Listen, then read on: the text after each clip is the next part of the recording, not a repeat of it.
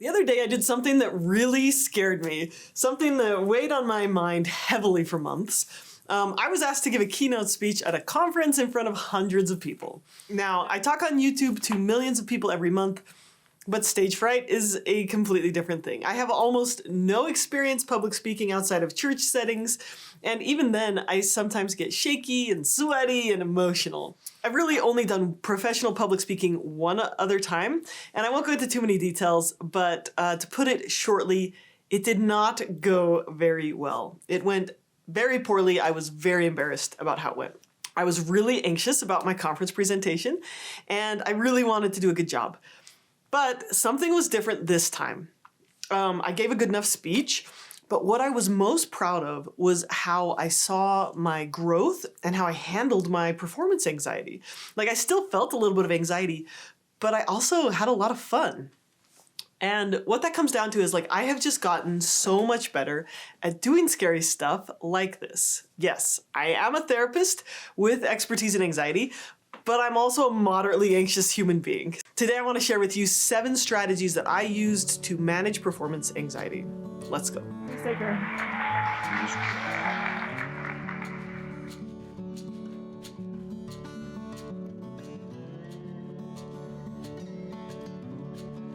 Okay, number 1, be prepared but not perfectionistic. So for my speech, I put a lot of time into preparation. I worked really hard on my presentation. I practiced it carefully over and over again. I recorded myself giving it. I read it in front of various people. I had other experts review it for accuracy. I literally spent hours and hours and hours preparing. Right before the conference, we even practiced where to stand, how to manage the lights, how to greet the MC, all that stuff. But here's what I didn't do. I did not try to make it perfect. I stopped when it was probably like 96% ready.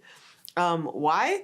Because I knew that with my brain, I would never reach 100% perfect. I knew that I could spend infinite hours on it and make an infinite number of tweaks, and I would never feel like it was 100% perfect.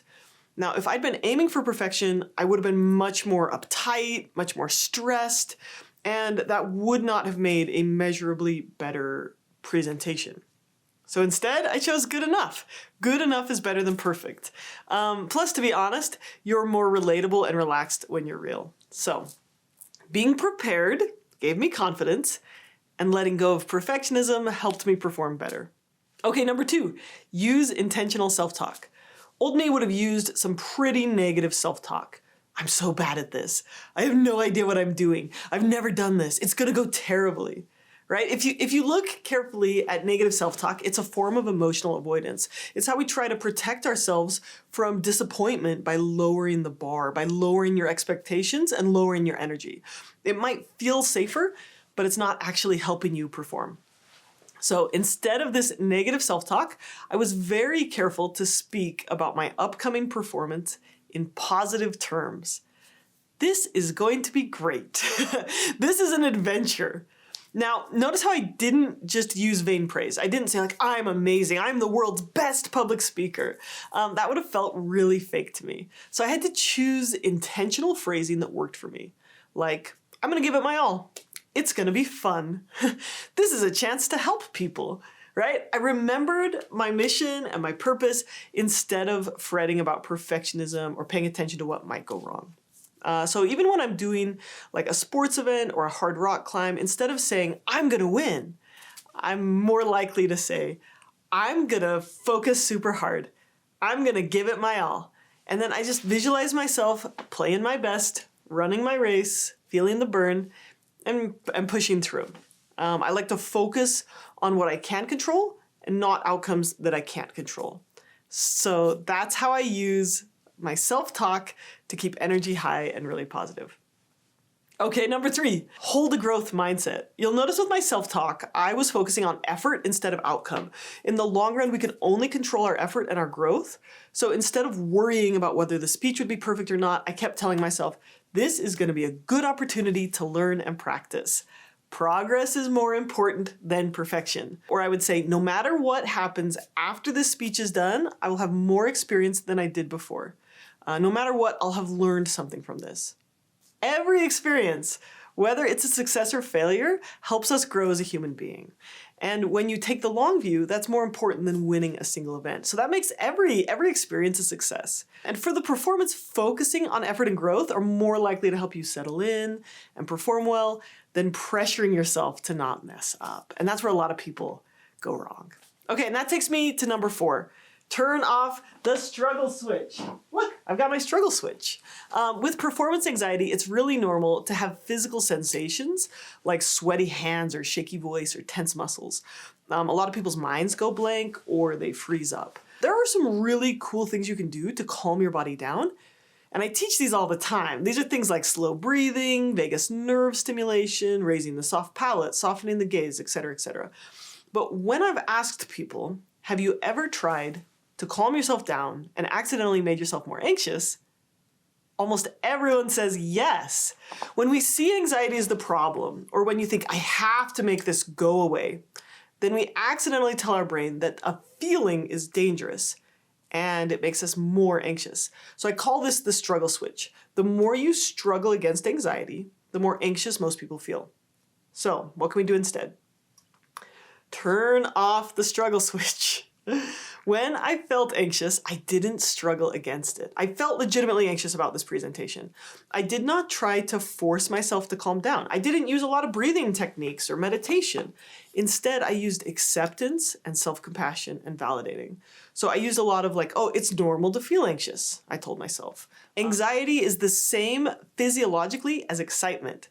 I would say things like feeling anxious just means I care. This activated energy can help me perform better. So instead of trying to force myself to calm down, I basically leaned into the anxiety and I let it be there.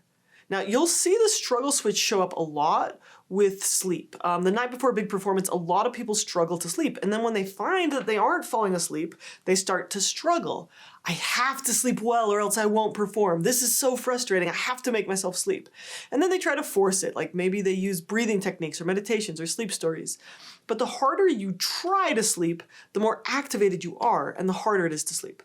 So when I wasn't sleeping great the night before, I dropped the struggle. I said, it's okay if I don't sleep great tonight. I have gotten through many sleep-deprived days in the past. I'm sure I'll be okay. I'm just going to enjoy my resting time here in bed, awake. And I watched some quiet, relaxing shows, I did a little reading, and I was eventually able to fall back asleep too. Research shows that people who are good at allowing anxiety, sadness, or other feelings to be there and to be in your body and to make space for them are more resilient, creative, flexible. They're also more likely to take action that lines up with who they want to be. The skill is called willingness. You allow your feelings to be there in your body. You get curious about those sensations. You don't judge them. You don't say, oh, it's so bad that my hands are sweaty, right? You can practice this willingness with meditation or with some other body-based strategies. And I'll link a couple of videos below for how you can get really good at allowing your feelings to be there. So turning off the struggle switch is really essential to understanding the next 2 strategies because they seem to contradict each other. Okay, so here's the next one. When you feel scared, this is a highly activated energy in your body. Performance anxiety is essentially fear, which triggers a bunch of stress hormones like adrenaline and cortisol to rush through your body. These physiological states prime your body to fight or to run away, which dials down the complex thinking and planning part of your brain. So your entire body is like buzzing with activation energy. And honestly, this might be great if you're about to start a physical event, like a race or something. But it's not great if you're playing piano or giving a presentation or about to shoot a game-winning free throw where you need a lot of concentration. So what a lot of people try to do with this fear is they try to down-regulate. It's easy to tell yourself, like, calm down, but it's more difficult to do in your body. So instead, one thing you can try is to shift states on the same activation level. So instead of trying to shift from scared to calm, shift from scared to excited. And there's a lot of research showing that this can be really helpful with performance anxiety. So try saying something like, ooh, thanks, body, for getting me so primed to perform. Like, I'm so pumped up. I'm so excited. You might say like, oh, look at all this energy I have. This is a good thing. You could say, thank you, nervous system, for being activated. And you're going to just like move your body and channel its energy into the direction you want to make a more high intensity performance or a more focused performance. Some of the ways I did this before my speech were by exercising before I spoke, right? Instead of taking a car to the event center, I walked the mile to the event center. And then right before I talked, I was in the green room and I actually did like a couple of push-ups.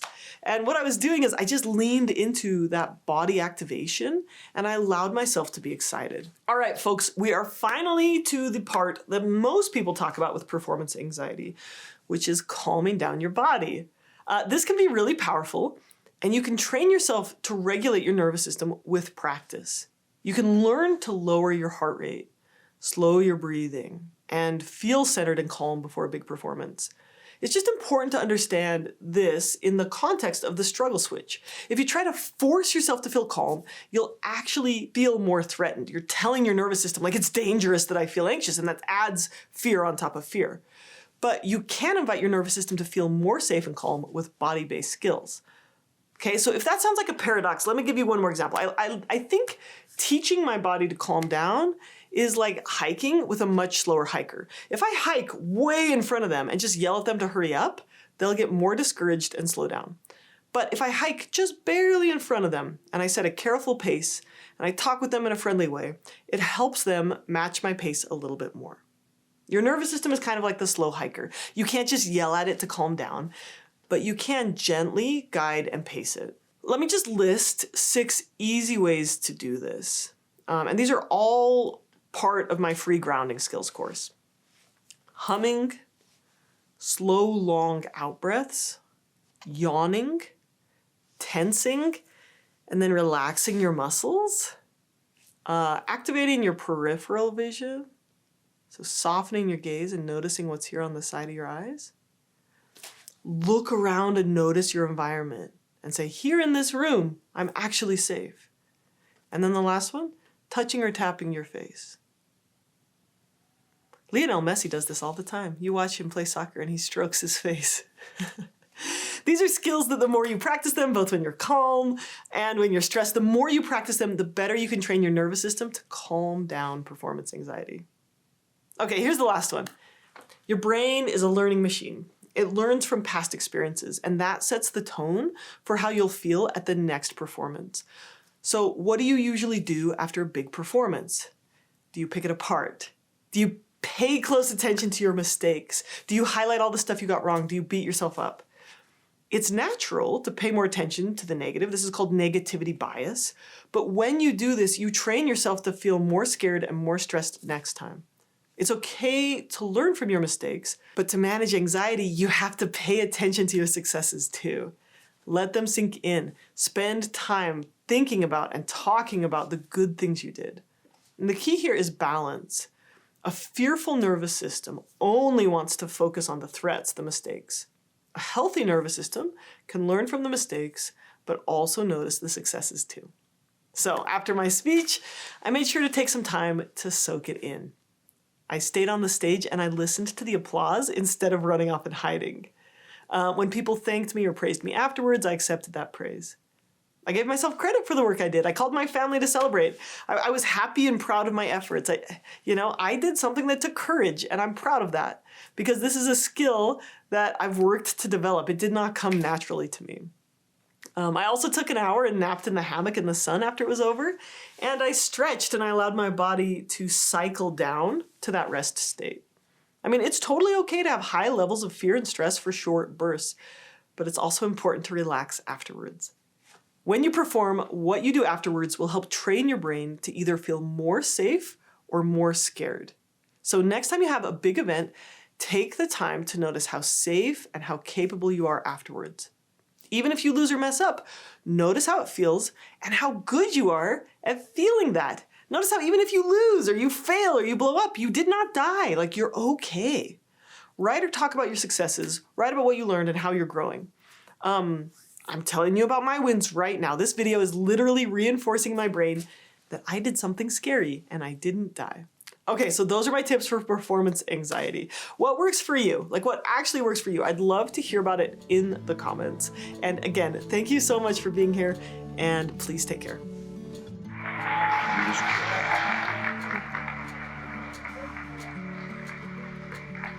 Emma McAdam.